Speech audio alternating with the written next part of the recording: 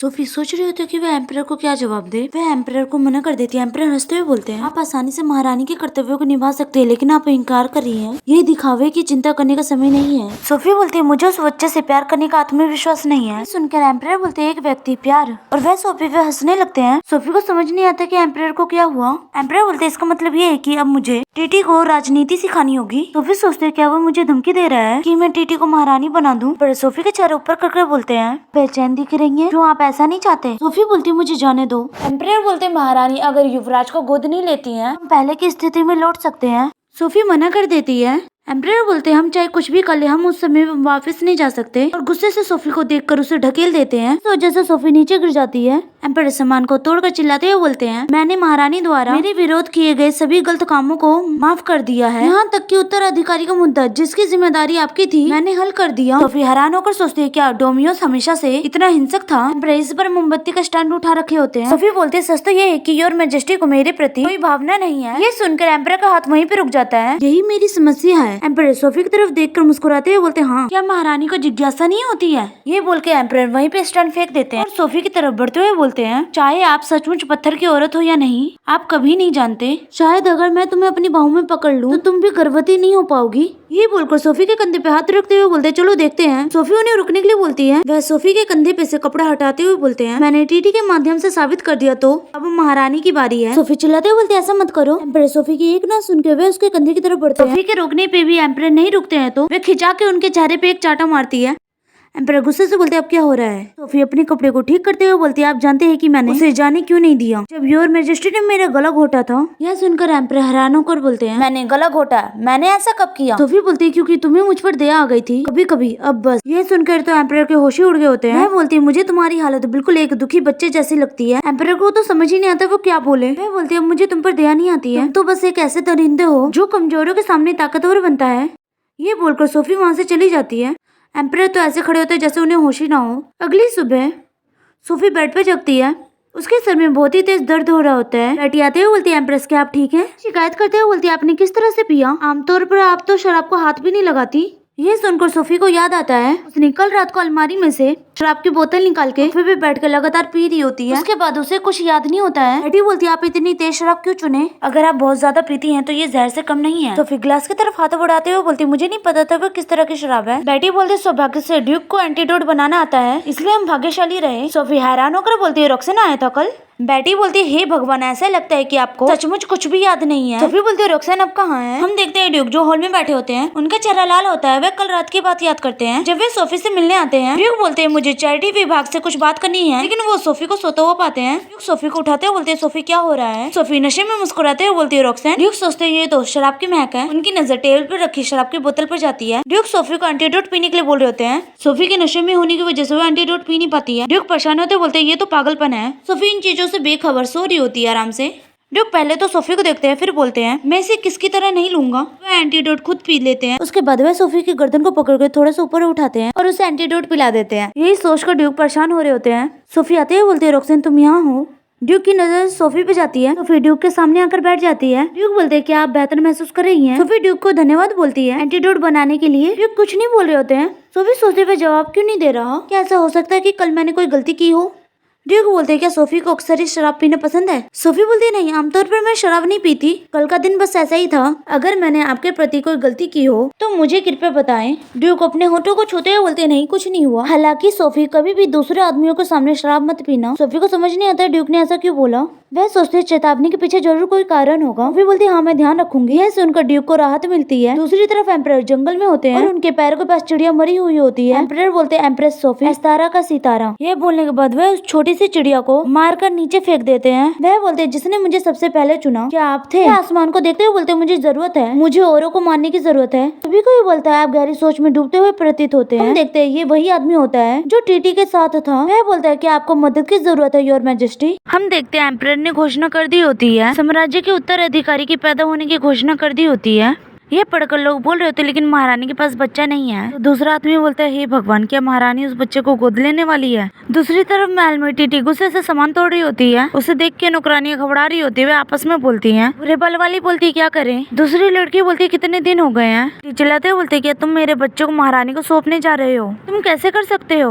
वह रोते हुए बोलते, क्या आप जानते हैं कि इसे बनाने में मुझे कितनी मेहनत करनी पड़ी। उसे एम्पर से की हुई बात याद आती है। एम्पर बोल रहे होते हैं, मैं तुमसे प्यार करता हूँ, क्या आप चाहते हैं कि आपका बच्चा नाजायज बनकर रह जाए। ये याद कर टीटी टूटा हुआ कांच उठाकर बोलते, ठीक है, अगर ये किसी और के हाथों में जाने वाला है तो मैं यही पसंद करूंगी कि इसे मैं अपने हाथों से मार डालूं। नौकरानी आकर बोलती है, लेडी टीटी।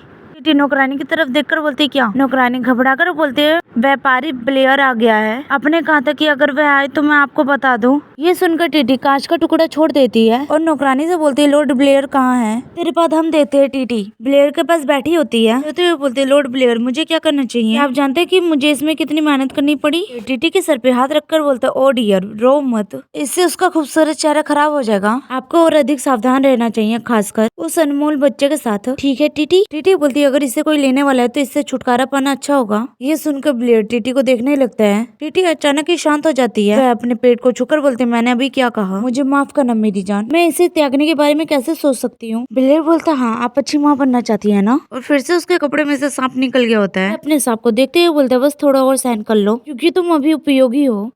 ये सुनकर वह सांप वापस कपड़े के अंदर चला जाता है। वह टीटी की तरफ देखकर बोलते, मेरी प्यारी हिरन, ये वही गर्भावस्था होगी जिसकी तुम्हें इतनी बेसब्री से चाहती, लेकिन ले जाया जाने का मतलब क्या है? ये सुनकर टीटी बोलती, महारानी को बच्चा गोद देने की योजना बना रहे हैं ताकि वह शाही उत्तराधिकारी बन सके। ब्लेयर बोलता है, ऐसा नहीं हो सकता, ये वही बच्चा है जिसे आप धारण कर रही हैं। ये शाही परिवार के सभी लोग बहुत लालची हैं। टीटी बोलती, मैं सचमुच इस बच्चे को खोना नहीं चाहती, लेकिन अगर महारानी गोद नहीं लेती है तो वह नाजायज रहेगा। ब्लेयर मुस्कुराते हुए बोलते, तो ये सुनिश्चित करते हैं कि शाही उत्तराधिकारी बने, किसी को भी इसे छीनने न दो। टीटी बोलती, कैसे? क्या सचमुच कोई रास्ता है? ब्लेयर बोलते, ये बहुत आसान है, आपको बस महारानी बनना है। ये सुनकर टीटी कुछ नहीं बोल पाती है। वह आगे बोलता है, तब आप बच्चे की सुरक्षा कर पाएंगे। टीटी बोलती है, तो आपका मतलब है कि मैं महारानी बन जाऊंगी? ब्लेयर बोलते, बिल्कुल प्यारी हिरन, मैंने जो तुम्हें चिन्ह दिया उससे तुम महारानी बनोगी, तो क्या तुम पैसे वापस करोगे? टीटी बोलती है, आप क्या चाहते हैं? ब्लेयर बोलते, मुझे एक किताब की तलाश है, अगर तुम महारानी बनो तो वह किताब मेरे पास लाना। टीटी बोलती है, एक किताब? ब्लेयर बोलते, जी हाँ, एक ऐसी किताब जो केवल महारानी ही प्राप्त कर सकती है। महल की गहराई में एक किताब है। सीन चेंज होकर एक घोड़े गाड़ी का होता है। सोफी उसमें से निकलते हुए सोचती है, मैं उसे बिना बताए आ गई। रोक्सन इस समय महल में है। वह चारों तरफ देखती है लेकिन उसे कोई नहीं दिखता है। सोफी सोच रही होती है, तभी कोई बोलता है, your majesty the empress. Sophie की नजर ड्यूक के साथी पे जाती है। सोचती उसे चोट लगा है, केवल उसे ही नहीं, यहाँ सभी को। सोफी बोलती है, क्या हुआ? रोक्सन कहाँ है? लाल वाला शुरू बोलते हुए अपने कमरे में है, उसे मामूली चोट आई है। सुनकर सोफी ड्यूक के कमरे में आते हुए बोलती है, रोक्सन। हम देखते हैं ड्यूक के शरीर पर पट्टी बंधी होती है। ये देखकर सोफी घबरा जाती है। सोफी ड्यूक के पास आते हुए बोलती है, रोक्सन। ड्यूक सोफी से पूछते हुए, यहाँ क्यों आई है? सोफी बोलती, मैं एंटलेस की बीमारी पे बात करने आई थी। तुम्हें क्या हुआ? तुम्हें चोट क्यों लगी? ड्यूक बोलते, ये एक मामूली खरोच है, मैंने सिर्फ इसे एक बड़ी सी पट्टी से लपेटा है, इसलिए ये कोई गंभीर चोट नहीं है। सोफी घबराते हुए बोलती, क्या ये सच है? मुझे लगता है कि तुम फिर से बुरी तरह घायल हो। ड्यूक बोलते, मुझे लगता है कि तुम्हारे दिल की धड़कन बढ़ गई है। मुझे विश्वास नहीं हो रहा कि तुम मेरे बारे में चिंतित हो। मुझे लगता है कि भविष्य में मुझे समय समय पे चोट लगती रहेगी। सोफी बोलती है, भले ये मजाक है लेकिन ऐसी बातें मत कहो। लेकिन क्या सचमुच तुम ठीक हो? ड्यूक सोफी का हाथ पकड़ के उसे बेड पे बिठाते हुए बोलते हैं, बेहतर होगा कि आप इसे खुद ही देख लें। अगर आपको इससे शांति मिलती है तो कृपया ऐसा करें। ये बोलने के बाद ड्यूक सोफी का हाथ अपने सीने पे रख देते हैं और वह सोफी का हाथ पकड़ लेते हैं। वह आगे बोलते हैं, आप इसे अपने लेसन के तौर पे मान सकते हैं। और वह सोफी का हाथ पकड़ के अपने कंधे की ओर ले जाते हैं। सोफी मन में सोचते कुछ अजीब लग रहा है, जैसे मेरी नाभि के नीचे दबाव पड़ रहा हो। ड्यूक बोलते, वैसे कैसा है? सोफी शर्माते हुए बोलती, मुझे लगता है कि तुम ठीक हो। ड्यूक मुस्कुराते सोफी की हालत देख रहे होते हैं। सोफी ड्यूक से बोलती है, आप सभी को चोट कैसे लगी? ड्यूक बोलते, शाही महल के बाहर घात लगाकर हमला किया गया। सोफी बोलती, ये घात लगाकर हमला था? क्या ये उसी शैतान का काम है जिसके बारे में आपने अफवाह में कहा था? ड्यूक बोलते, नहीं, वह वीस्ट फ्लॉक प्राणी थे। उन्होंने ये दावा किया कि वे लियोफोल्ड के निवास के हैं। सोफी हैरान होकर बोलती है, अचानक लियोफोल्ड, वीस्ट फ्लॉक और खासकर लियोफोल्ड की जागीर के अनुसरण करने वाले व्यक्ति रोक्सन पर हमला कर रहे हैं? ड्यूक बोलते, इसलिए मैं जांच कर रहा हूँ। मुझे लगता है कि उनकी जागीर पर विचार करने से पहले वे जानवर जैसे लोग नहीं होंगे, वास्तव में बारबेरियन के अधिक करीब प्रतीत होते थे। सोफी बोलते, वह बारबेरियन है। बीस्ट folk केवल अपने वास्तविक रूप में लौट सकते हैं, वह बारबेरियन की तरह राक्षसी आकार में नहीं बदलते हैं। ड्यूक बोलते, इसलिए मुझे यकीन है कि वह बारबेरियन थे। अजीब बात ये थी कि उनमें समझने की क्षमता थी, वे बेहद गुप्त और व्यवस्थित तरीके से आगे बढ़े। सोफी बोलते, अगर वे बारबेरियन होते तो आमतौर पर बात नहीं करते। ड्यूक बोलते, बिल्कुल सही, जिस व्यक्ति से अभी पूछताछ की जा रही है लगातार वही बयान दोहरा रहा है। ड्यूक, तुम्हारी वजह से पूरे राज्य राज्य में बीमारी फैल गई। वो बोलती क्या लियो फूड में कोई बीमारी फैल गई है, इस बारे में कोई रिपोर्ट नहीं मिली। ड्यूक बोलते इसलिए मुझे बिल्कुल नहीं समझ आ रहा है कि आप किस बारे में बात कर रहे हैं। सोफी बोलती ये घटना कई मायनों में निश्चित रूप से एक अजीब घटना है, मैं खुद भी इसकी जांच करूंगी। ड्यूक हंसते हुए बोलते हमेशा की तरह आपका धन्यवाद सोफी। सोफी शर्म से अपना चेहरा दूसरी तरफ करके ड्यूक को कपड़ा पहनने के लिए बोलती है। ड्यूक सोचते हुए बोलते मैं समझ गया। सोफी ड्यूक की तरफ देखती है, वह हैरान हो जाती है। ड्यूक को कुछ पल रुकने के लिए बोलती है। ड्यूक को समझ नहीं आता है अचानक सोफी को क्या हुआ। सोफी ड्यूक का कंधा पकड़ के उनकी कमर पे लगे हुए घाव के बारे में पूछती है। ये घटना कब घटी? पहले तो ड्यूक अपनी कमर की तरफ देखते हैं, वे अपना चेहरा दूसरी तरफ करते हुए बोलते हैं ये एक पुराना निशान है, इसलिए मुझे याद धुंधली सी है। ड्यूक के चोट को देखकर सोफी याद करती है जब वो बर्फ के तूफान में कहीं जा रही होती है, सोचते हुए उसे कब तक इस तरह जीना होगा। महारानी या महल या साम्राज्य, ये सब बेहद ही डरावना है। मेरे सांस लेने की यही एकमात्र जगह है। इतने दूर चले आने की वजह से सोफी हाफ रही होती है। उसकी नजर सामने जंगल में जाती है जहाँ से कई लाल आंखें उसे घूर कर देख रही होती है। वह भेड़िए जल्दी से सोफी की तरफ हमला करने के लिए बढ़ते हैं। सोफी डर के मारे अपनी आंखें बंद कर लेती है। जब उसे महसूस होता है कि उसे कुछ नहीं हुआ है, वह अपनी आंखें खोलकर सामने का नजारा देख के हैरान हो जाती है कि उसके सामने एक सफेद भेड़िया खड़ा होता है जिसने हमला करने वाले सभी भेड़ियों को मार दिया होता है। सोफी भेड़िए के पास जाते हुए बोलती है डैमियो। चोट को निशान को देखते हुए बोलती है मुझे क्या करना चाहिए। चोट को छूती है और बिल्कुल वैसे ही निशान ड्यूक की कमर पे होता है। अभी सोफी बोलती है डैमियो, अभी उसका हाथ ड्यूक की कमर पे होता है। ड्यूक बोलते सोफी। अपनी हरकत की वजह से सोफी का चेहरा लाल हो जाता है। जल्दी से अपना हाथ हटा के ड्यूक से माफी मांगती है बिना सोचे समझे ऐसा करने के लिए। दोनों ही दूसरी तरफ देखने लगते हैं। सोफी सोचते है वह घाव और उसका आकार बिल्कुल वैसा ही दिखता है जैसे डोमियस को उस समय हुआ था। बेशक उस समय वह अपने असली रूप में था और बेयर बेस्ट है, इसलिए आप वास्तव में उसकी तुलना नहीं कर सकते। मुझे हैरानी होती है कि अगर वह अपने असली रूप को प्रकट कर देता तो रोक्सन कैसा दिखेगा। बेशक मुझे इसे देखने का मौका नहीं मिलेगा। आखिरकार वह अपने साथी के साथ होने पर ही अपना असली रूप प्रकट करते हैं। ड्यूक बोलते सोफी क्या तुम ठीक हो? सोफी बोलती हाँ मैं ठीक हूँ। खैर आप लियोपोल्ड को लेकर काफी चिंतित हो गए। ड्यूक बोलती ये क्षेत्र मेरा है और वह जगह है जहाँ मैंने अपना बचपन बिताया है। लियोपोल्ड एक ऐसी भूमि है जहाँ जंगल और समुद्र दोनों मौजूद है, एक सुंदर और उपजाऊ क्षेत्र। सोफी बोलती मुझे ये जानने की उत्सुकता है कि यह नजारा कैसा होगा। ड्यूक बोलते किसी दिन मैं वहाँ तुम्हारे साथ जाना चाहूंगा सोफी। आखिरकार ये समुद्र देखने का आपका पहला अनुभव होगा, उस पल में मैं तुम्हारे साथ रहना चाहता हूँ। सोफी बोलती हाँ किसी दिन। सोफी सोचती है लेकिन मैंने कभी रोक्सन को बताया कि मैंने कभी समुद्र नहीं देखा है। मुझे बस इतना ही याद है मैंने बचपन में ये कहानी डोमियस को बताई थी, समुद्र की कहानी और उस गद्दार जगह की कहानी। बाकी में इतने सारे संयोग इस तरह एक साथ घटित हो सकते हैं, ये सोचते हुए ड्यूक को देख रही होती है। सीन चेंज होकर एटलस को तो वह महल के बाहर खड़ा होता है। सोफी ड्यूक से मिलकर वापस आ गई होती है। सोफी बोलती है एंटेसल। एंटेसल ग्रीट करते हुए बोलता है क्योंकि आपने कोई सूचना नहीं भेजी इसलिए मैं खुद ही मिलने आ गया। हमें कभी नहीं पता चलेगा कि आप फिर से कब अपना असली रूप प्रकट कर देंगे। एटलस बोलता है तो चलिए थोड़ा टहलते हैं। हम देखते हुए दोनों टहल रहे होते हैं, फिर चलते हुए अचानक रुक जाती है। सोफी पलटकर बोलती है यंग लॉर्ड क्लाउड, हमें पता है कि तुम्हारे शब्द झूठ हैं। ये सुन के एटलस घबरा जाता है। सोफी याद करती है जब उसने कुछ देर पहले ड्यूक से बात की होती है एंटेसेल की बीमारी के बारे में। ड्यूक बोलते उससे पीड़ित लोगों में एक कुष्ठ लक्षण सामान्य रूप से पाया जाता है। मुझे शक है कि ऐसी दुर्लभ स्थिति तब उत्पन्न होती है जब दो अलग प्रजातियां आपस में प्रजनन करते हैं। सोफी बोलते तो ये मुमकिन है क्लोडिया परिवार भी अलग प्रजातियों से मिलकर उत्पन्न हुई है। ड्यूक बोलते इसके अलावा बड़े होने के बाद किसी अचानक समय पर वे अपने वेरबिस्ट रूप को धारण करने में सफल हो जाते हैं। ये इस बात पर निर्भर करता है कि उनकी इच्छा शक्ति कितनी मजबूत है। सोफी बोलती है इसका मतलब है कि यंग मास्टर एटलस वास्तव में अपनी इच्छा से रूप बदल सकते हैं ना? तो ये सिर्फ इसलिए नहीं है क्योंकि मैं उसे छूती हूँ। ये सुनकर ड्यूक अपने हाथों की मुट्ठी बना लेते हैं। वह बोलते बिल्कुल सही, हालांकि आपको पहले से ही इस बात पर शक था। ऐसा प्रतीत होता है कि यंग मास्टर क्लाउड ने आप में खास रुचि दिखाई है। ये याद करके सोफी एटलस से पूछती है क्या सचमुच मेरे करीब आने का यही एकमात्र तरीका था? एटलस बोलता हाँ मेरे पास कोई और रास्ता नहीं था क्योंकि महाराज के पास पहले से ही अत्यंत श्रेष्ठ व्यक्ति उपस्थित था, मैं किसी भी तरह उसकी तुलना नहीं कर सकता। सोफी बोलते फिर भी झूठ बोलना सही नहीं है। एटलस बोलता अगर दृष्टिकोण गलत था फिर भी महाराज के प्रति मेरी भावना सच्ची है। मैं आपसे प्यार करता हूँ योर मैजेस्टी। सोफी बोलती मैं इसे स्वीकार नहीं कर सकती और ना ही मेरा ऐसा इरादा है। एटलस बोलते मुझे पहले से ही पता था फिर भी दर्द होता है। योर मैजेस्टी द एम्प्रेस, अपनी भावनाओं को एक तरफ रखते हुए मुझे आपको कुछ बताना होगा। कृपया इसे एक अकेली औरत के लिए परेशान आदमी का स्नेह ना समझे, लेकिन ये उस व्यक्ति की चिंता है जो साम्राज्य के जननी को संबोधित कर रहा है। कृपया हिज मैजेस्टी द एम्परर से सावधान रहें। सोफी बोलती इससे तुम्हारा क्या मतलब है? एटलस बोलता अभी के लिए मैं बस इतना ही कह सकता हूँ, अगर कभी आपको जरूरत पड़े तो कृपया मुझे बताना, मैं इंतजार करूंगा। हाथ को चूमते हुए बोलता है मैं दूर से ही आपके स्वास्थ्य की कामना करूंगा। ये बोलकर एटलस वहाँ से चला जाता है। सोफी आसमान की तरफ देखते हुए सोचती है आज का दिन काफी लंबा रहा और इसमें बहुत सारे कार्यक्रम हुए, शायद मुझे टहलने जाना चाहिए और अपने विचारों को व्यवस्थित करना चाहिए। ये सोचकर वह बगीचे में टहलने लगती है और वह एटलस की बातों के बारे में सोच रही होती है। तभी उसे खून की महक आती है। जिधर से महक आती है सोफी उस तरफ देखती है। वो देखती है झील पूरी तरह से लाल हो गई होती है। वह सोचते है झील लाल में कैसे बदल गई। यह सोचकर वह आगे बढ़ने लगती है। तभी उसका पैर मरे हुए जानवर से टकरा जाता है।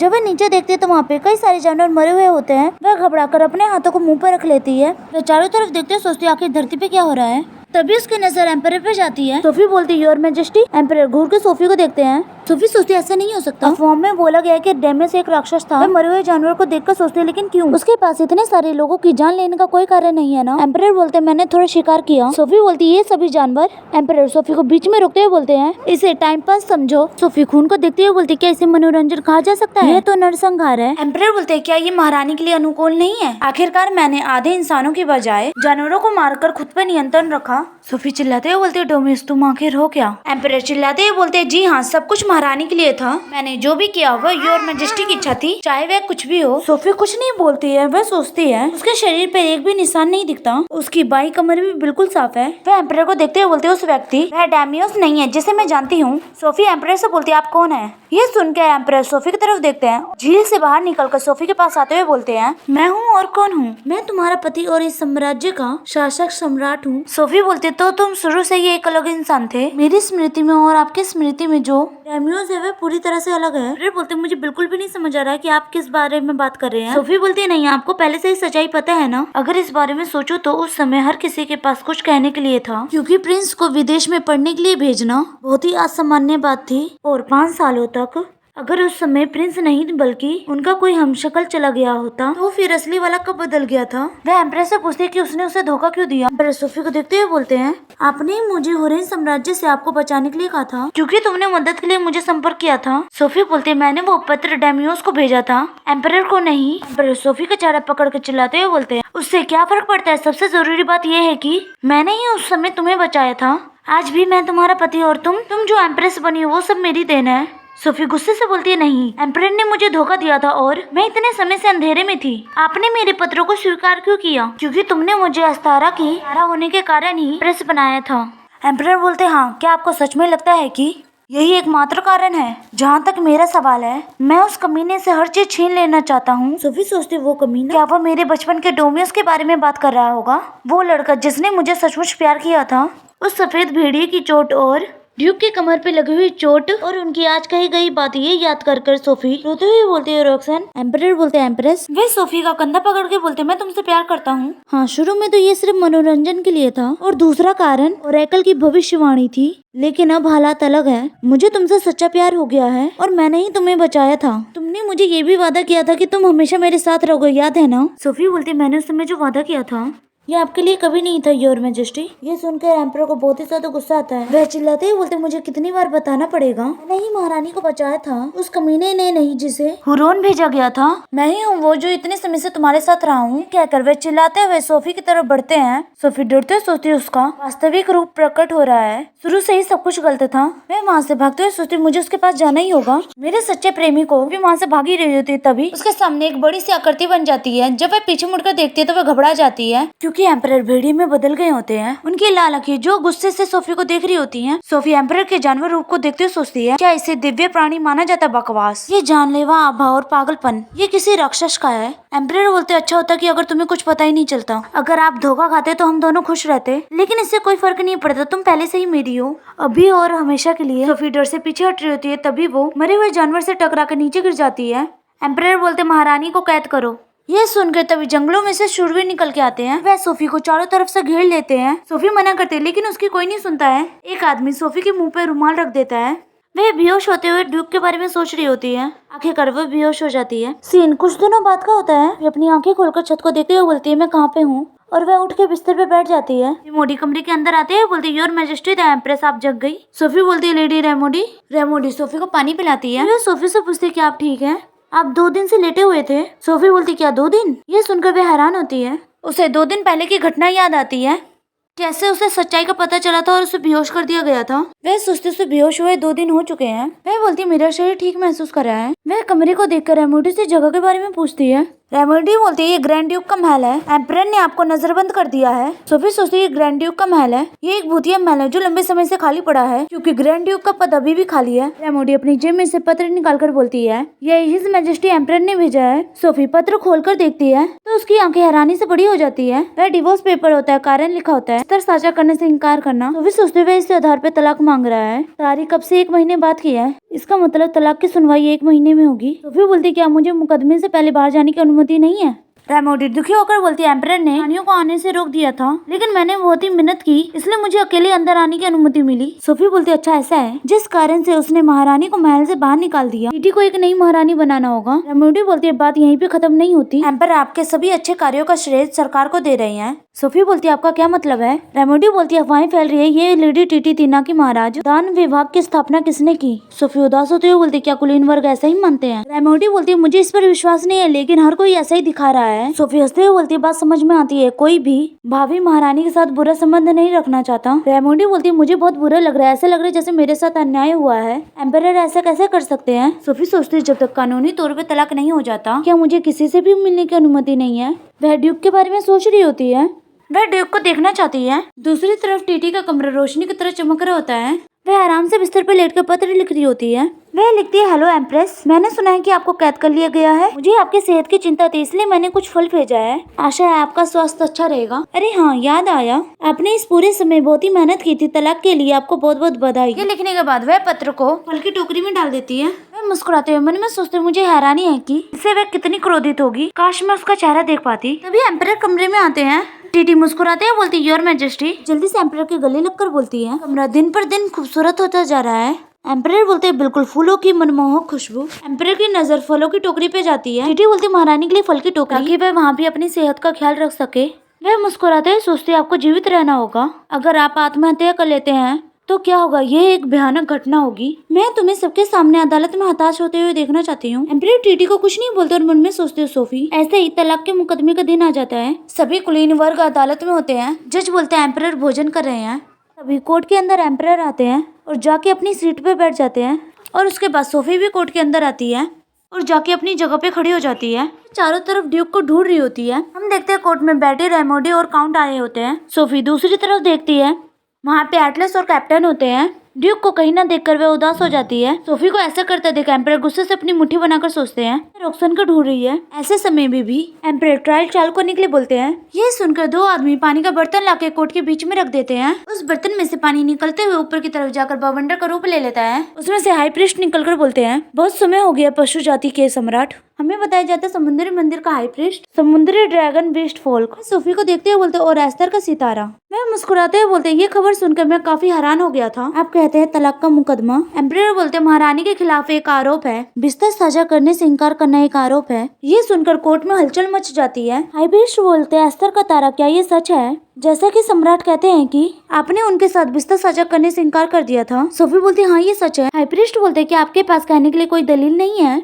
सोफी अपनी सीने पे हाथ रखते हुए बोलती है, जब से मैं एम्प्रेस बनी हूँ मैंने कभी भी एम्परर के साथ बिस्तर साझा नहीं किया, एक बार भी नहीं। हाई प्रीस्ट बोलते, क्योंकि उसने खुद ही ये स्वीकार कर लिया है, इसलिए गवाहों या सबूतों की कोई जरूरत नहीं है। राजवंशी उत्तराधिकारी को जन्म देना महारानी का एक महत्वपूर्ण कर्तव्य है, इससे इनकार करना निश्चित रूप से तलाक का अधिकार है। पशु जाति का सम्राट, क्या आप इस तलाक के लिए सहमत हैं? एम्परर बोलते, मैं सहमत हूँ। हाई प्रीस्ट बोलते, एस्तर का तारा, क्या आप इस तलाक को स्वीकार करेंगी? सोफी अपनी आंखें खोलकर बोलती है, मैं सहमत हूँ। हाई प्रीस्ट बोलते हैं, मैं एम्परर और एम्प्रेस के तलाक को मंजूरी देता हूँ। इस पल से सोफिया बायोन डोडियन से एम्प्रेस का दर्जा वापस ले लिया जाता है। यह सुनकर एम्परर सोफी के पास आते हुए बोलते हैं, एस्तर का तारा सोफी। सोफी सोचती है, क्या मुझे देश से निकाल दिया जाएगा? एम्परर बोलते हैं, चाहे तुम मनुष्य हो या एस्तर के तारे, तुम्हारा भाग्य पशु लोक साम्राज्य के साथ ही जुड़ा होगा। आपको ग्रैंड डचेस काउंटेस नियुक्त करता हूँ। यह सुनकर सोफी हैरान हो जाती है। वह सोचते है, ग्रैंड डचेस काउंटेस? वर्तमान बीस्ट फ्रॉक साम्राज्य में कोई भी ग्रैंड ड्यूक नहीं है, नाम मात्र का पद। क्या वह मुझे एक प्रेत की तरह जीने के लिए कह रहा है? आप ग्रैंड डचेस महल से एक कदम भी बाहर नहीं निकाल सकते और मेरी अनुमति के बिना आप किसी से भी नहीं मिलेंगे। सोफी के करीब जाते हुए बोलते, अब से अनंत काल तक। सोफी बोलती, मुझे देश से निकाला जाना ज्यादा पसंद होगा। एम्परर दूसरी तरफ देखते हुए बोलते, ऐसा नहीं हो सकता, भाग्य का सितारा बहुत ही अनमोल है। सोफी चिल्लाते हुए बोलती, योर मैजेस्टी। एम्परर सैनिक से बोलते, ट्रायल खत्म हो गया है, एस्तर के तारे को ग्रैंड डचेस महल में ले जाओ। और दो सैनिक सोफी को लेके जा रहे होते हैं। टीटी एम्परर के गले लगकर बोलती, योर मैजेस्टी, आपने बहुत कष्ट सहा है। और वह सोफी की तरफ देखकर बहुत ही खतरनाक स्माइल कर रही होती है। सोफी उससे देखती है पर कुछ ना बोलकर वहाँ से चली जाती है। वह ग्रैंड डचेस महल में आ गई होती है। वे अपने हाथों को देखते हुए सोचते ये सब किसी सपने जैसा लगता है। बीते दिन तलाक का मुकदमा, यहाँ तक कि रोक्सेन भी महसूस करते जैसे ड्यूक ने उसके हाथों को पकड़ा हो। यही याद करके सोफी अपनी चाय पे हाथ रखकर रोते हुए सोचती है अब मुझे लगता है कि मुझे अपनी बाकी की जिंदगी यहीं पे बितानी पड़ेगी। तभी रेमोडी की आवाज आती है जो बोलते है your majesty the empress. Sophie रेमोडी की तरफ देखते बोलते तुम अभी भी यहाँ क्यों हो? रेमोडी बोलते मैंने यहीं पे रुकने का फैसला किया, किसी को तो आपकी सेवा करनी होगी। सोफी बोलती अगर तुम मेरी दासी बनोगे तो यहीं पे फंस जाओगी और उसे वापस जाने के लिए बोलती है और दोबारा महारानी ना बनने के लिए बोलती है। रेमोडी सोफी के सामने बैठते हुए बोलती है नहीं, मेरे लिए सिर्फ आप ही महारानी है। आप सचमुच असाधारण थे योर मैजेस्टी। आपने साम्राज्य के सबसे कमजोर हिस्से को गले लगाया और सबसे ताकतवर के खिलाफ लड़ाई लड़ी। सोफी मुस्कुराते हुए बोलती माय लेडी। रेमोडी सोफी का हाथ पकड़ के बोलती है क्योंकि आपकी वजह से बहुत से लोग कम दुर्भाग्यशाली हुए हैं, आपको ये बात कभी नहीं भूलनी चाहिए। और वह सोफी को गले लगाकर रोते हुए बोलती है आपको इस तरह हार नहीं माननी चाहिए, आप समझ रहे हैं? सोफी बोलती हाँ। सीन चेंज होकर रात का होता है। सोफी को नींद नहीं आ रही होती है, तभी उसे किसी चीज की आवाज आती है। वो उठ के बैठ जाती है बिस्तर पे। बोलती माय लेडी। वह सोचती है क्या मैंने कुछ गलत सुना? वैसे उसे तो बगल वाले कमरे में सोना चाहिए। दोबारा आवाज आने की वजह से सोफी घबरा जाती है। वह कमरे के बाहर झाँकती है, बोलती है क्या वहाँ कोई है? कमरे के बाहर निकलती है और कॉरिडोर को देखती है जो पूरा सुनसान होता है। सोफी इतना अंधेरा देख के घबरा रही होती है। फिर सोचती है क्या ये महल सच में भूतिया हो सकता है? मुझे अपने कमरे में वापस जाना चाहिए। जैसे ही पीछे हटती है वे उस गड्ढे में गिर जाती है जो अचानक ही उसके पैर के नीचे आ गया होता है। वे डर के मारे अपनी आंख बंद करके चिल्ला रही होती है, लेकिन तभी कोई उसे पकड़ लेता है। सोफी तो इससे और ज्यादा घबरा गई होती है। वो सामने देखती है तो ड्यूक पकड़े होते हैं उसे। सोफी बोलती है रोक्सेन और ड्यूक मुस्कुरा रहे होते हैं सोफी को देखकर। सोफी सोचती है क्या मुझे उसकी इतनी याद आ रही है कि मुझे भ्रम हो रहा है। ड्यूक सोफी को नीचे उतार देते हैं। सोफी की नजर अंडरग्राउंड रास्ते पे जाती है जो महल के अंदर जा रहा होता है। ड्यूक सोफी का हाथ पकड़ के बोलते हैं सोफी क्या आप ठीक है? सोफी सोचती है हाथ इतने गर्म है कि ऐसा लगता है कि जैसे जल जाएगा। ड्यूक से बोलती है हाँ मैं ठीक हूँ। ड्यूक के हाथों को देखते हुए सोचती है ये कोई भ्रम नहीं है। ड्यूक सोफी को कपड़ा उड़ाते हुए बोलते हैं यहाँ से सुरक्षित निकल जाने के बाद हम बातचीत जारी रखेंगे जिसे हम पूरा नहीं कर सके। फिर भी मुझे अभी एक बात कहनी है, मुझे तुम्हारी बहुत याद आई सोफी। सोफी का हाथ पकड़ के जंगल की ओर जा रहे होते हैं। सोफी चलते हुए सोचती है कितनी दूर। चलते हुए पलटकर महल को देखते हुए सोचती है क्या हम चल चुके हैं? तभी ड्यूक और सोफी उस जगह पहुंच जाते हैं जहाँ पे ड्यूक के साथी होते हैं। फॉलो वाला लड़का बोलता है महारानी कृपया इधर आइए। अब तो आप ग्रैंड डचेस कॉन्टेस हैं। सोफी उन्हें देखकर सोचते दुनिया में क्या चल रहा है? क्या रोक्सेन शाही महल से चुपके से बाहर निकलने की योजना बना रहा है? ड्यूक सोफी को देखते फिर मुस्कुरा देते हैं। सोफी बोलती है रोक्सेन एक पल के लिए रुकिए, अगर हम ऐसा करेंगे तो हम सब अपराधी बन जाएंगे। ड्यूक मुस्कुराते हुए बोलते अगर हमारा कभी पता न चले तो अपराधी का अस्तित्व ही नहीं होगा। ड्यूक घोड़े पे बैठकर सोफी को उसका हाथ पकड़ने के लिए बोलते हैं। सोफी पीछे की तरफ देखते हुए सोचती है राजमहल से भागना ये वह जगह है जिसके लिए मैंने अपना पूरा जीवन समर्पित कर दिया है। सोचने के बाद वह ड्यूक का हाथ पकड़ लेती है। ड्यूक घोड़े पे सोफी को अपने आगे बिठा देते हैं। वह सोचती है अब मेरे पास वहाँ कोई जगह नहीं है। सोफी ड्यूक की तरफ देखते हुए बोलती है रोक्सेन लेडी रेमोडी अभी भी ग्रैंड ड्यूक महल में है। ड्यूक सोफी को परेशान न होने के लिए बोलते हैं उसे नहीं पकड़ा जाएगा, वह फिलहाल अभी समय बिताने के लिए ऐसा कर रही है। वे सोचते हैं यहाँ तक कि लेडी रेमोडी भी इसमें शामिल है। उसने ये सब योजना कब बनाई? सोफी बोलते तो अब हम कहाँ जा रहे हैं? ड्यूक बोलते हम लियोपोल्ड जा रहे हैं, लगाम को कसके पकड़े। सोफी सोचती है ये रोक्सेन का क्षेत्र है। ये घोड़े की लगाम खींचते हैं, ऊपर की तरफ उछलता है। उसके बाद जंगल से सभी लोग निकल जाते हैं। सोफी सोचती है ये अजीब है, हम सब भाग रहे हैं फिर भी मुझे बहुत सुकून महसूस हो रहा है। ये स्वतंत्र होने का अर्थ है। सीन कुछ दिनों बाद का आता है। सोफी ड्यूक के गोद में सो रही होती है। ड्यूक उसे गोद में लिए हुए बोलते हैं कृपया एक पल के लिए खड़े हो जाइए और नीचे देखिए। सोफी अपनी आंखें रगड़ते हुए सोचती है बहुत ही ज्यादा रोशनी है। अपनी आंखें खोलकर सामने का नजारा देखती है जो बेहद ही सुंदर दिख रहा होता है। समुद्र को देख के उसकी आंखें चमक रही होती है। सोफी को गोद से नीचे उतारते हुए बोलते हैं आप क्या सोचते हैं? सोफी बोलती विश्वास नहीं होता, मैंने इससे पहले ऐसा कुछ कभी नहीं देखा। 10 दिन दौड़ना सार्थक रहा। ड्यूक बोलते मेरी मनोकामना आखिरकार पूरी हो गई। सोफी खुश होते हुए बोलते आपकी इच्छा? ड्यूक बोलते समुद्र की अपनी पहली झलक साझा करने के लिए। सोफी ड्यूक के चेहरे को देख रही होती है जिसपे एक छोटी सी मुस्कान होती है। सोफी बोलती क्यों? तुमने मुझे क्यों नहीं बताया डेमियोस? ये नाम सुनकर ड्यूक हैरान हो जाते हैं। सचमुच मेरे प्रिय हो। ड्यूक बोलते आखिरकार, मैं आखिरकार कह सकता हूँ सोफी, मुझे खेद है आपको इतनी देर इंतजार कराने के लिए। सोफी बोलती क्या सचमुच आप ही हैं? रोक्सेन तुम मेरे डेमियोस हो?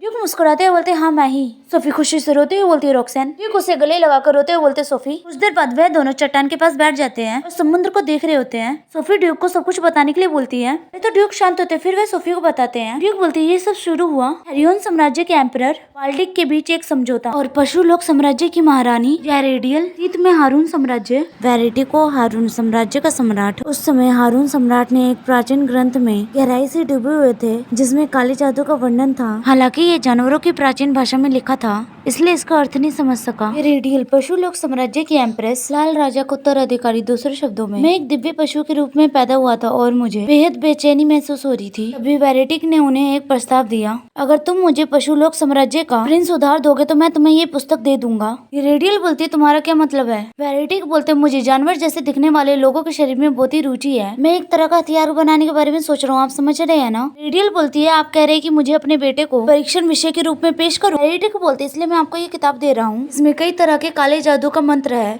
उदाहरण के लिए काला जादू जो किसी व्यक्ति के रंग रूप को बदल सकता है। इस तरह से काले जादू को डोमियस को मुझ में बदल दिया और मुझे डोमियस में बदल दिया। आखिर में जिसे होरून साम्राज्य भेजा गया था, मैं ही था जिसने डोमियस का चेहरा धारण किया हुआ था। सोफी बोलती है, तो आखिर में आपको हारून साम्राज्य में एक परीक्षण विषय के रूप में इस्तेमाल किया गया। वह ड्यूक का हाथ पकड़ते हुए बोलती है, ऐसा नहीं हो सकता। क्या ये सभी निशान उसी समय के हैं? ड्यूक बोलते, हाँ। सोफी उदास होते हुए बोलते, हे भगवान, लेकिन वेरेटिक का प्रयोग असफल रहा। ऐसे प्राणी की रचना की गई जो ना तो इंसानी था और ना ही पशु मानव, बल्कि वह पशु समान रूप थे। ड्यूक बोलते, वेरेटिक ने उन्हें विस्फोटक साम्राज्य से त्याग दिया। सोफी पूछती, उसने ऐसा कैसे किया? विदेश में पढ़ाई कर लौटने के बाद क्या हुआ? जब मैं वापस आया तो डोमियस और मैं अपने मूल रूप में लौट आए। महारानी ने मुझे तुरंत युद्ध क्षेत्र में जाने का आदेश दिया। उस पल मैंने अपनी सारी यादें खो दी। सोफी पूछते, जैसे आप युद्ध क्षेत्र के लिए रवाना हुए? ड्यूक बोलते, उसने जरूर काला जादू किया होगा जिससे मेरी यादें और आदेश दोनों ही मिट गए। 7 सालों तक युद्ध क्षेत्र में किसी तरह जीवित रहने में कामयाब रहा। जब एक दिन अचानक ही मेरी यादें वापस आ गई। सोफी सोचते हुए बोलती है, आपकी यादें 7 साल बाद क्यों लौटी? ड्यूक बोलते हैं, क्योंकि काला जादू करने वाला व्यक्ति उसी समय मर गया था। ये सुन के सोफी हैरान हो जाती है। वह सोचती है लगभग उसी समय की बात होगी जब दिव्यांगत महारानी एरिडियल का निधन हुआ था। ड्यूक बोलते, जैसे ही मुझे अपनी यादें मिली मैं तुरंत ही तुम्हारे पास वापस आना चाहता था, लेकिन उस समय मैं युद्ध का नेतृत्व कर रहा था और मैं अपने अधीनस्थों को अकेले नहीं छोड़ सकता था। ये सुनकर सोफी बोलती, बिल्कुल नहीं रोक्सन, अगर मैं तुम्हारी जगह होती तो मैं भी यही करती। ड्यूक सोफी को देखते हुए बोलते हैं, रात मैंने जब तुम्हें महारानी के बगीचे में पहली बार देखा था, मैं तुम्हें सब कुछ बताना चाहता था, लेकिन मैं ऐसा नहीं कर सका। दिव्यांगत महारानी से संबंधित किसी भी बात पर चर्चा नहीं कर सकता। 3 और सालों के बाद जब गुलामी खत्म हुई तभी मैं तुम्हारे पास लौट सका। सोफी सोचती, 10 सालों बाद जब रॉक्सन मुझे दोबारा मिला वह पल, फिर भी मैं उसे एक शब्द भी नहीं बोल सकी और मुझे ऐसा दिखावा करना पड़ा कि मैं उसे जानती नहीं। कितना कष्टदायक रहा होगा, मानो मेरा दिल ही फट जाए। ये सोचकर सोफी रोते हुए बोलती है, रॉक्सन, मैं कल्पना भी नहीं कर सकती कि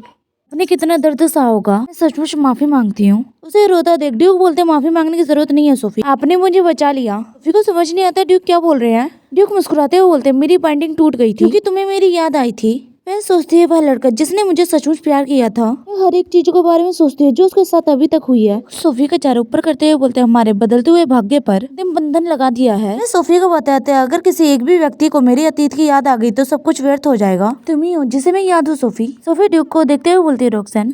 ड्यूक सोफी के होठों के करीब आते हैं, वह ऐसे किस कर लेते हैं और दोनों अपनी पहली किस समुद्र के चट्टान पर बैठ के करते हैं। वहीं दूसरी तरफ महल में एम्परर बैठे हुए सोच रहे होते हैं, वह एक वीराने भूतिया महल में कब तक रह पाएगी। सोफी, तुम जल्दी ही मेरे सामने घुटने के बल गिरकर दया की भीख मांगोगी। ये सोचते हुए एम्परर खून पी रहे होते हैं। अपने होठों के किनारों को साफ करते हुए बोलते हैं, और अंततः तुम अपना सब कुछ मुझे सौंप दोगी। सोचते हुए एम्परर कल्पना करते हैं, तुम्हारे सुनहरे बाल की एक लौट, तुम्हारी चमकती नीली आंखें, यहाँ तक कि आपके दिमाग में आने वाले विचार भी, आपका पूरा दिल भी। ये सोचकर एम्परर मुस्कुरा ही रहे होते हैं, तभी कोई दरवाजे को खटखटाता है। वह आदमी कमरे के अंदर आते हुए बोलते है, योर मैजेस्टी, सारी तैयारी पूरी हो चुकी है। लोग बोलते, चलो अब चलते हैं। हम देखते हैं कमरा जहाँ पे कई सारे जानवर होते हैं। एम्परर उस कमरे में आते हैं। वे सबसे पहले एक चिड़िया को पकड़ते हैं और उसे मार डालते हैं। हिरन आवाज सुन लेता है, वह एम्परर को देखता है। एम्परर उन जानवर को देखकर शैतान की तरह मुस्कुरा रहे होते हैं। कुछ देर बाद एम्परर एक कोने में बैठे होते हैं। उन्होंने सभी जानवरों को मार दिया होता है। कमरे में सारे तरफ खून ही फैला होता है। बैठे हुए अपने बचपन के बारे में याद करते हैं। उन्होंने बचपन में एक नौकरानी को बहुत बुरी तरह से मार दिया होता है। वह बताते हैं, पागलपन, मुझे बचपन से ही इससे परेशानी रही है। जब मैं किसी जीवित प्राणी को मारता हूँ तो मुझे जो अनुभूति होती है बेहद ही अच्छी होती है। एम्प्रेस आते हुए बोलते डोमियस, और वह नौकरानी को मरा हुआ देख के हैरान हो जाती है। फिर बोलते, जब मेरी माँ को मेरे पागलपन का पता चला, मैं बस इतना ही कह सकती थी कि मेरे शिकार के लक्ष्य को जानवरों से बदलकर साधारण जानवरों पर केंद्रित कर दे। नौकरानियां खून को साफ कर रही होती है, फिर भी वो मेरे बारे में फैल रही अफवाहों को रोक नहीं सकी। एम्प्रेस आते हुए बोलती, माय क्राउन प्रिंस, केवल अपनी माँ पर भरोसा करो। इस पल उन्होंने मुझ पर काला जादू किया। मेरी हत्या करने की इच्छा गायब हो गई। इसके परिणाम स्वरूप मेरी माँ बीमार पड़ गई। फिर भी मुझे न तो स्नेहभूति हुई और न ही पछतावा हुआ। काले जादू ने के केवल मेरी हत्या करने की इच्छा को शांत किया। मेरे जन्मजात बुरे विचार पहले से ही प्रबल बने रहे। हारून साम्राज्य द्वारा प्रिंस को विदेश में पढ़ने के लिए भेजने का प्रस्ताव रखने के बाद मेरी माँ ने काला जादू करके रॉक्सन का रूप मेरे रूप में बदल दिया और मैंने रॉक्सन से कहा वहाँ जाओ और मर जाओ, तुम्हारे पास लौटने के लिए कोई और जगह नहीं होगी। रॉक्सन को हारून साम्राज्य भेजा गया था मेरा चेहरा पहने हुए, और जब मैं लैपिडो क्षेत्र में आ रहा था तभी नौकरानी कमरे को देख के हैरान हो जाती है क्योंकि कमरे में जानवर मरे होते और बीच में डोमियोस खड़ा होता है। उसके बाद लैपिडो में अफवाह फैलने लगी कि रॉक्सन पर किसी दानव का साया है। 5 साल बीत गए और रॉक्सन हारून साम्राज्य में लौट आया। मैं भी अपने मूल रूप में शाही महल में लौट आया। डोमियोस से बोलते हैं हारून साम्राज्य ने काफी कुछ सहा है। डोमियोस से बोलता है अब मैं जब अपनी पढ़ाई करके लौट आया हूँ तो मुझे आखिरकार एक सच्चे युवराज की तरह महसूस हो रहा है। इसे और भी अधिक मेहनत करूंगा। एम्परर बोलते हैं आपने जो कुछ किया है उसे देखते हुए आप खुद को सही मायने में युवराज नहीं कह सकते। डोमियोस बोलता माफ करे आपका इससे क्या मतलब है। एम्परर बोलते तुम्हारी क्रूरता तर्क से परे है। मुझे हैरानी है कि क्या आपके लिए सिंहासन पर बैठना सही है। डोमियोस बताता उसके पिता को उस पर संदेह था कि क्या मैं सम्राट बनने के योग्य हूँ। उस शक को जड़ से खत्म करने के लिए मुझे अपनी माँ की मदद की जरूरत थी। मैंने जाकर अपनी माँ को बोला कृपया मुझे जल्दी से एम्परर बना दे। जादू इस्तेमाल करने की वजह से एम्प्रेस की हालत खराब हो गई होती है। एम्प्रेस बोलती है मेरे क्राउन प्रिंस आपके दिल में जो भी इच्छा है ये आपकी माँ पूरा करेगी। मैं तुम्हारे लिए कुछ भी करने को तैयार हूँ।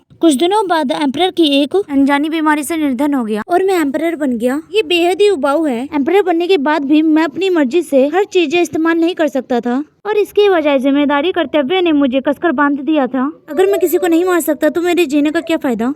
और उसी समय मुझे ऐसे विचार आने लगे थे। तभी हारून साम्राज्य से एक पत्र आया। ये देखते हुए कि ये आपकी ओर से पत्र आया। हालांकि लिखावट कांप रही थी और आंसुओं से भीगी हुई थी, इसे सावधानी पूर्वक लिखा गया था। मुझसे ये बताने कि तुम मुझसे प्यार करते थे और मुझे याद करते थे और तुम चाहते थे कि मैं तुम्हें बचाऊं। ये पढ़कर शुरू में तो मुझे रॉक्सन पर बहुत ही गुस्सा आया था। जब वह तो उसी जगह पे रोमांस कर रहा था जहाँ मैंने उसे मरने के लिए भेजा था। फिर मैं अधिकार जताने वाला बन गया, यह सोचकर कि अगर आप रॉक्सन की औरत हैं, स्वाभाविक रूप से मुझे ही तुम्हें अपना बनाना होगा। और उस दिन जब तुम मेरा चेहरा देखकर मुस्कुराई थी, मेरी दुनिया जो पूरी तरह से काली और सफेद रही थी, तुमने हंसते हुए मेरा नाम पुकारा और मैं पहली बार इससे रंग गया था। आखिर में तुमने कभी भी मेरे असली रूप को नहीं देखा। रॉक्सन तुम कमीने हरामखोर, एक बार मैं तुम्हारा ख्याल रख लूं सोफी तो तुम पूरी तरह से मेरी हो जाओगी। ये सोचते हुए एम्परर कमरे से बाहर आ जाते हैं। तभी एक नौकर भाग कर आते हुए बोलते योर मैजेस्टी। एम्परर बोलते ये सब शोर शराबा किस बात का है। वह आदमी बोलते महारानी डचेस लापता हो गई है। ये सुनकर एम्परर गुस्से से बोलते अभी क्या कहा तुमने। वह आदमी डरते हुए बोलते ये नौकरानी अभी खाना लेकर गई थी लेकिन उस भूतिया महल में कोई नहीं था। ये सुनकर एम्परर तलवार निकालते हुए बोलते दोबारा कहना। उस आदमी के कंधे पे तलवार रखते हुए बोलते कौन गायब हो गया। वह आदमी डरते हुए बोलते ग्रैंड डचेस। ये सुनकर एम्परर तलवार चला देते हैं जिसकी वजह से नौकरानी के मुंह पे खून के छींटे पड़ जाते हैं। एम्परर उस आदमी को देखते हैं जो अभी तड़प रहा होता है। एम्परर उसके ऊपर तलवार रखते हुए बोलते दोबारा कहना कौन गायब हो गया है। वह आदमी तड़पते हुए एम्परर से माफी मांग रहा होता है। एम्परर जो अब एक राक्षस की तरह बन गए होते हैं वह उस आदमी को मार देते हैं जिसका खून एम्परर के चेहरे पे भी पड़ जाता है। एम्परर बोलते सोफी ये तो पागलपन की शुरुआत थी। दूसरी तरफ लेपिडो का होता है। सूर्य की रोशनी कमरे के अंदर आ रही होती है और हवा की वजह से पर्दे लहरा रहे होते हैं। खिड़की के बाहर समुद्र को देख रही होती है। मैं खुश होते हैं, सोचते हैं मुझे विश्वास नहीं हो रहा कि मैं लेपिडो में हूँ। तभी वहाँ पे कोई आता है। सोफी उसे अंदर आने के लिए बोलती है। देखते एक नौकरानी सोफी के लिए पानी लेके आई होती है। मुस्कुराते हुए बोलती है धन्यवाद लूसी। फिर सोफी के पैर पानी में डालते हुए बोलती है ये सम्मानने की बात है डूकी मंगेतर की सेवा करना। ये सुनकर सोफी हैरान होते हुए बोलती मंगेतर। बोलती है क्या मैं गलत हूँ। सोफी सोचती मैं अपनी पहचान उजागर नहीं कर सकती इसलिए रॉक्सन ने मेरा परिचय इस तरह कराया होगा। सोफी बोलती है अरे कुछ नहीं। वह सोचती है मंगेतर। जब मैं इस बारे में सोचती हूँ तो मुझे याद आता है कि मैंने रॉक्सन को कई दिनों से देखा नहीं है। क्या वह किसी काम में व्यस्त। सोफी बोलती है लूसी। सोफी बोलती है हाँ माय लेडी। सोफी बोलती है तुम जानती हो रॉक्सन कहाँ है। हम देखते हैं ड्यूक समुद्र के किनारे खड़े होते हैं। वहाँ पे आते हुए बोलती है रॉक्सन। ड्यूक पलट कर सोफी की तरफ देखकर मुस्कुराते हुए बोलते सोफी। ड्यूक सोफी से बोलते तुम मुझे ढूंढ रही थी। सोफी मुस्कुराते हुए बोलती है मैंने तुम्हें आजकल ज्यादा नहीं देखा, क्या तुम व्यस्त थे। ड्यूक बोलते सौभाग्य से मेरा काम अब खत्म हो गया है, मैं अभी तुम्हें ही ढूंढने आ रहा था। ड्यूक सोफी से टहलने के लिए पूछते हैं। सोफी भी मान जाती है। वह दोनों नंगे पाँव एक दूसरे का हाथ पकड़ के बीच पे टहलने लगते हैं। वह दोनों चल रही होते हैं। तभी ड्यूक सोफी से पूछते हैं इससे बहुत गुदगुदी होती है ना। सोफी बोलती हाँ पहली बार मैं नंगे पाँव रेत में चल रही हूँ लेकिन मुझे बहुत पसंद है। तभी सोफी की नजर स्टारफिश पे जाती है। वह ड्यूक से पूछते ये क्या है। ड्यूक बोलते ये स्टारफिश है। सोफी हैरानी से बोलती मैंने इसे असल जिंदगी में कभी नहीं देखा है, ये सचमुच तारे के आकार का है। ड्यूक सोफी को अपना हाथ आगे करने के लिए बोलते हैं। अपना हाथ आगे करती है। ड्यूक उसके हाथ में स्टारफिश फेंक देते हैं। वह स्टारफिश सोफी के हाथों में चलने लगती है। सोफी डरते हुए बोलती बहुत अजीब है। सुनकर ड्यूक हंस रहे होते हैं। सोफी बोलते अरे नहीं ये मेरे हाथों में चिपक गया है। ड्यूक बोलते चिंता मत करो इसे आसानी से उतारा जा सकता है। सोफी बोलती हंसना बंद करो और मेरी मदद करो। ड्यूक बोलते हैं ठीक है अपना हाथ आगे करो। तभी अचानक ही सोफी का बैलेंस बिगड़ जाता है। वो घबराते बोलते सोफी और वह दोनों रेत पे गिर जाते हैं। ड्यूक का हाथ सोफी के सर के नीचे होता है। वह दोनों एक दूसरे को देख रहे होते हैं। ड्यूक बोलते क्या तुम्हें कहीं चोट लगी। सोफी बोलती नहीं मैं ठीक हूँ। रॉक्सन क्या मैं सचमुच तुम्हारी मंगेतर हूँ? बोलते सोफी का चेहरा लाल होता है। ड्यूक सोफी के बालों को पीछे करते हुए बोलते हैं हाँ दुर्भाग्य से। सोफी बोलते है दुर्भाग्य? ड्यूक बोलते हाँ दुर्भाग्यवश मैं आपका परिचय केवल अपनी मंगेतर के रूप में ही करा सकता हूँ। सोफी के बालों को चूमते हुए बोलते तुम मेरे हो जीवन भर के साथी। ये सुन के सोफी की आंखें बड़ी हो जाती है। वह बोलती है रॉक्सैन। ड्यूक भी अपनी सुनहरी आंखों से सोफी को देख रहे होते हैं। सोफी के होठों के करीब आते हैं। तभी उन्हें लूसी की चिल्लाने की आवाज आती है जो बोलती माय लेडी। इसकी आवाज सुनकर वे दोनों घबरा जाते हैं। लूसी चिल्लाते हुए बोल रही होती है आप कहाँ पे हैं? लूसी मुस्कुराते हुए बोलती है आप दोनों यहाँ पे हैं। फिर शर्माते हुए लूसी से पूछती है क्या हुआ? लूसी बोलती है आपके एक मेहमान है। आते हुए बोलती है ड्यूक। सोफी खुश होकर बोलती है लेडी रेमोडी। उन्हें गले लगाकर बोलती है मुझे बहुत खुशी है कि आप सुरक्षित पहुँच गई। सोफी रेमोडी का चेहरा देखकर बोलती है आप ठीक नहीं लग रही हैं। क्या एम्पीरियल पैलेस में कुछ हुआ है? रेमोडी घबराते हुए बोलती है एम्परर पागल हो गए हैं। आपको बर्खास्त कर दिया गया और आपके गायब होने के पोस्टर लगा दिए गए हैं और हर रोज लोग मर रहे हैं वहाँ पे। रोज नौकरानियां खून को साफ करती हैं। एम्परर पागल हो चुके हैं। उन्हें खून की प्यास सताने लगी। राजधानी की ओर जाने वाले गेट को सील कर दिए गए थे।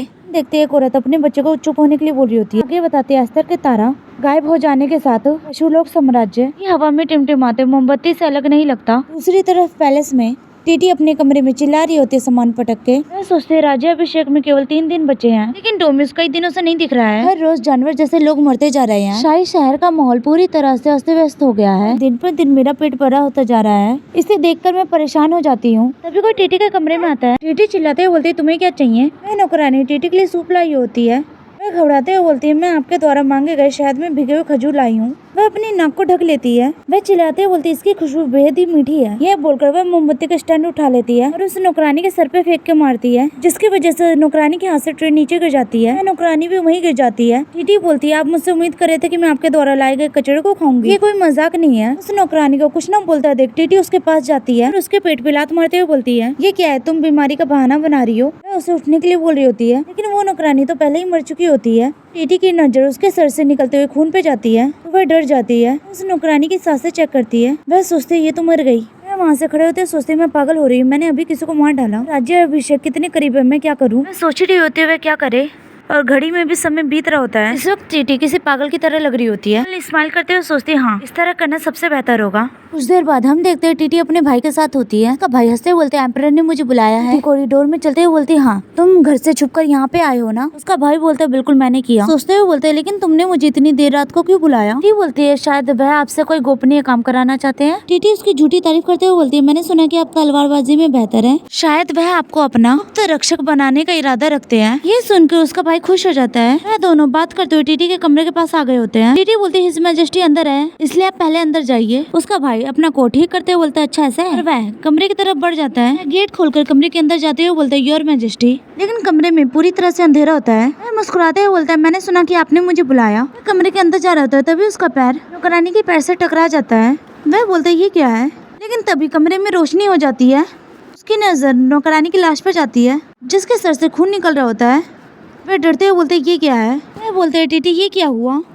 टीटी अपने सर पे हाथ रख के चिल्लाने लगती है। चिल्लाते हुए बोलती है भाई ऐसा मत करो। टीटी को इस तरह चिल्लाते है देखो उसे समझ नहीं आता क्या हुआ। वह तो अभी भी डर के मारे वहीं पे खड़ा होता है। तभी वहाँ पे 2 सैनिक भाग कर आते हैं बोलते क्या हुआ और उनकी नजर टीटी के भाई पे जाती है और बगल में पड़ी लाश पे जाती है। टीटी कमरे के बाहर बैठ के रोने का नाटक कर रही होती है। शूरवीर टीटी से बोलता आखिर हुआ क्या? टीटी अपने भाई की तरफ इशारा करते हुए बोलती है मेरे भाई ने मुझे मारने की कोशिश की। लेकिन टीटी अपना मुंह ढककर अंदर हंस रही होती है। टीटी की ये बात सुन के उसके भाई की हालत बहुत ही बुरी हो जाती है। सीन चेंज होकर कोर्ट रूम को होता है। एम्परर टीटी के साथ बैठे होते हैं और टीटी का भाई डर के मारे कांप रहा होता है। सभी लोग बोलते हैं उसने नौकरानी को मार दिया और अपनी बहन को मारने की कोशिश कर रहा था। सच बोलता है क्या आपने नौकरानी की हत्या करने और भाभी महारानी को धमकाने और जान से मारने की कोशिश करने के अपराध को स्वीकार करते हैं? टीटी के भाई चिल्लाते हुए बोलते मैं कबूल नहीं करता। मैं टीटी के कमरे में केवल इसलिए गया था क्योंकि मुझे बताया गया था कि महाराज ने मुझे बुलाया है। उसके फादर चिल्लाते हुए बोलते हमारा बेटा कभी भी किसी नौकरानी की हत्या नहीं कर सकता था। किसी तरह की गलतफहमी होनी चाहिए। एम्परर चुप होने के लिए बोलते हैं और पूरे कोर्ट रूम में शांति छा जाती है। एम्परर टीटी को बोलने के लिए बोलते हैं। टीटी बोलती है ये सच है मुझे इतने समय से काउंट के परिवार से धमकियां मिल रही है। ये सुनकर तो फिर से पूरे कोर्ट रूम में हलचल मच जाती है। उसकी मां चिल्लाते बोलती हे भगवान आप क्या कह रही हैं? क्या हमने धमकी दी थी? ऐसा कब हुआ था? टीटी बोलती है पहले उन्होंने गहने और आभूषण जैसी चीजें मांगी लेकिन समय बीतने के साथ उनकी मांग बढ़ती गई। हवेली विला इत्यादि। मेरे पास एक दस्तावेज है जिनमें उन सभी चीजों का वर्णन है जिनकी काउंट के परिवार ने मांग की है। ये बोलकर वे शूरवीर की तरफ इशारा करती है। टीटी टीटी का इशारा पाकर शूरवीर दस्तावेज खोलता है सभी के सामने, जिसे देखकर काउंट परिवार हैरान हो जाते हैं। लोग उनके बारे में बोल रहे थे कितने बेशरम है, कितने लालची है। उसके फादर घबराते बोलते ये सब तोहफे हैं, आपने ही हमें दिए हैं ना। टीटी बोलती है बात यहीं पे नहीं खत्म होती। उस रात मेरा भाई मुझसे मिलने आया और मुझे धमका कर मुझसे एक महल छीनने की कोशिश की। उन्होंने कहा कि आप निजी हरम बनाना चाहते हैं। जज हैरान होकर बोलते हरम। टीटी उन्हें बताते है उस जगह पे सिर्फ औरतें होती हैं, किसी राष्ट्र के राजा की तरह। उसका भाई भी ये सुनकर हैरान होकर बोलते क्या वह जरूर पागल हो गई होगी। वह चिल्लाते हुए बोलते हरम ये तो बहुत ही बुरा है, ये सरासर मानहानि है। टीटी अपनी आंखों में आंसू भरकर बोलती है जब मैंने उससे कहा कि ये नामुमकिन है तो मेरे भाई ने मुझ पर तलवार से हमला करने की कोशिश की। नौकरानी ने मेरी रक्षा करने की कोशिश की और ये बोलकर वह रोने लग जाती है। उसे इस तरह रोता देख लोगों को उसके लिए बुरा लग रहा होता है। उसका भाई चिल्लाते हुए बोलते ये सच नहीं है, कृपया मेरी बात पर विश्वास करें। वह टीटी की तरफ इशारा करते हुए बोलते वह मुझे फंसा रही है, मैं निर्दोष हूँ। एम्परर बोलते नौकरानी की हत्या करने का अपराध, राज परिवार के सदस्य को जान से मारने की धमकी देना और जान से मारने का प्रयास करना एक अपराध है। ये सुन के काउंट परिवार घबरा जाता है